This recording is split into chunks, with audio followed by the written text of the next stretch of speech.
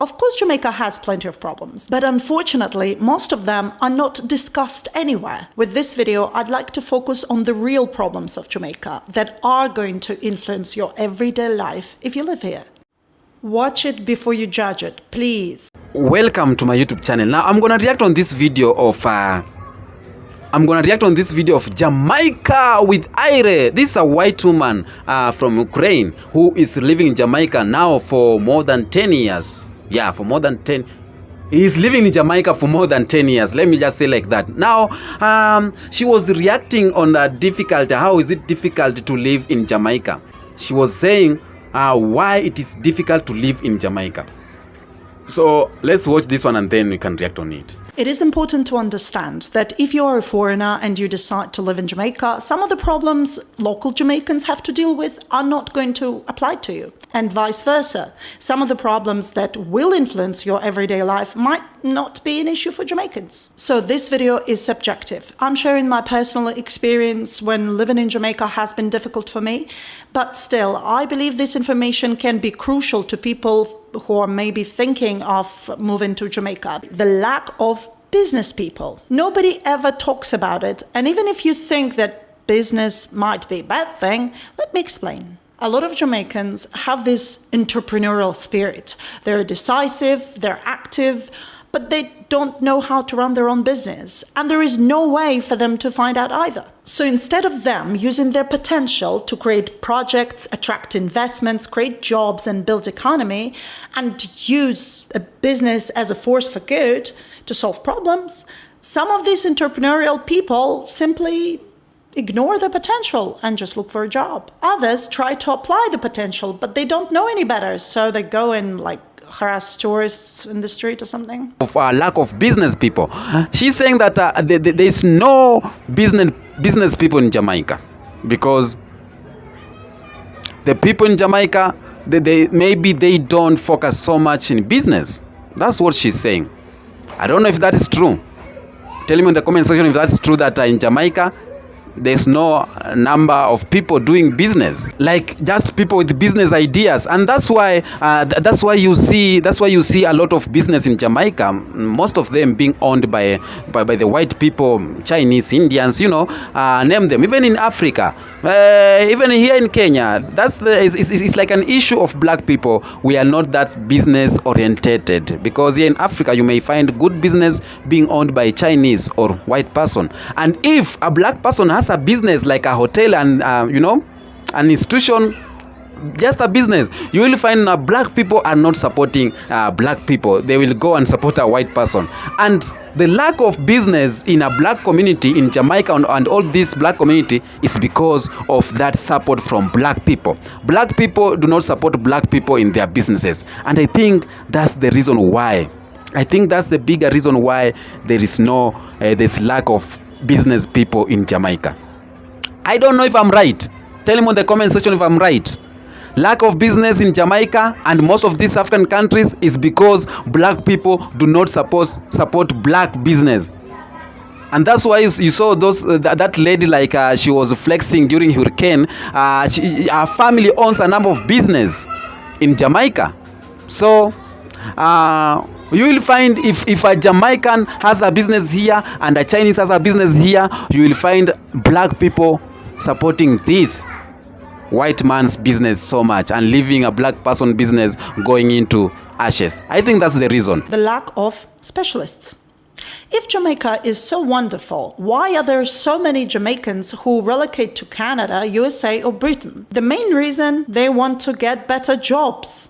And of course it makes sense. Check out problems 2 and 3. Why is it a problem to people who live in Jamaica? Because it's very difficult to find good specialists in Jamaica. It's not like they don't exist, they do, but the population in general is not big enough to supply the market and demand in different areas. And this problem gets worse because a lot of talented, educated, experienced Jamaicans leave Jamaica to find job elsewhere. This doesn't help. Searching for good specialists can be a problem.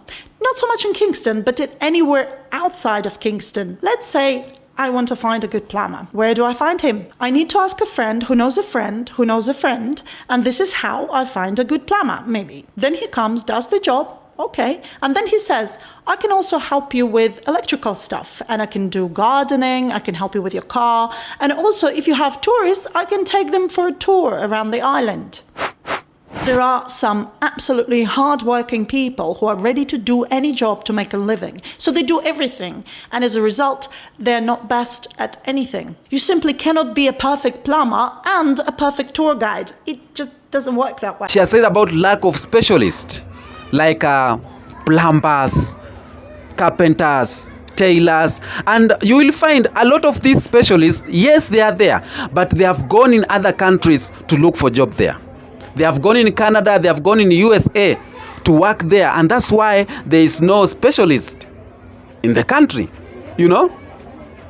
Jamaica is a very small country with, you know, not a lot of people. So when 100 specialists go in Canada, that means that in this area we don't have a specialist, we don't have a carpenter, we don't have this one. I think that's the reason. They don't have specialists in certain, all of them has gone to these countries to work there. All of them have gone to Canada or United States to work there, or England. Just because there's lack of opportunities in my country, or low pay wage, or they are going to look for greener pastures, and that's why all of the specialists have gone. Helping family. There is an amazing quality Jamaican people have. They stand up for each other, they support each other, especially when it comes to family and friends. How's that a bad thing? When it comes to personal matters, it's brilliant and it's admirable. But when rational decisions have to be made, this is when the problem of trying to help family comes in. For example, you have a nephew who needs a job. You have a friend who works at a garage. So, you go to a friend. Why don't you help my nephew to get a job there? Maybe because he's not good at cars. Or maybe because he doesn't want to work in that industry. The result, you have one unhappy mechanic, one unhappy employer, and quite a few unhappy customers. At the same time, there is somebody else's nephew who dreams about that particular job and can be good at it, but he cannot get it because it's already taken. This serves no good to anyone. And these, ladies and gentlemen, are the real problems of Jamaican job market. Some people don't have the tools to use the potential. Others are just too focused on survival because they don't really have a choice to search for passion and focus on something. And Jamaicans are soft-hearted and emotional. For a job market to become like in Western Europe, people need to be cold-minded and rational all the time. Do you think Jamaica will ever be like that? Will it even be Jamaica then? To scratch my back, yeah. More so, this comes into family members. You know, family members, when I have an opportunity, I will take my brother, I will take my sister, I will take my mother to go and work there. Even if she or he does not specialize in that, even if he or she does not love that job, even if he or she does not care about that job, but I will take him there. That means what? That means that we'll have unhappy customer, we'll have unhappy employee.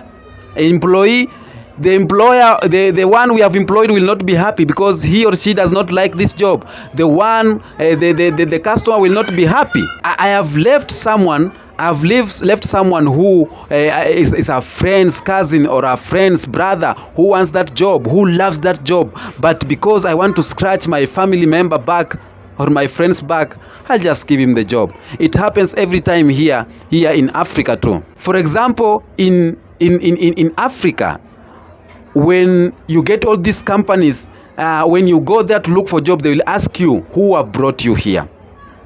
They will ask you who is your person here. So if you have an uncle or an aunt in that company, you will get a job automatically. Even if you have not qualified, even if you have not, you don't know anything about that job or you don't care about it, you will get a job. We have many incompetent people in these offices. We have many incompetent police officers because they are being taken there because of scratch my back, scratch a back of my cousin. So it's called nepotism. And that's other reason she's saying it is difficult to stay, to be in Jamaica. And the consequences of freedom. Freedom is a great thing. This is one of the reasons I chose Jamaica. But of course, if I can do what I want, others can do too. And I'm not talking about the illegal stuff here. It's more like if people next door decide to have a party in the middle of the night and the music is really loud, you can do absolutely nothing about it. Once my neighbors were having a party and it was really loud and I had to wake up early for work, so I decided to ask my neighbors to turn the music down. Not a good idea. They saw me as that absolute evil. I mean, the party breaker in Jamaica. What can be worse?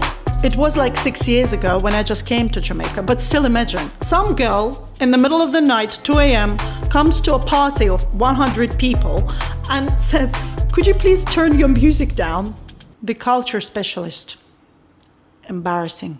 And she says too about the freedom, other side of freedom. She says Jamaica is a free country. But sometimes, for example, she has given an example of a party.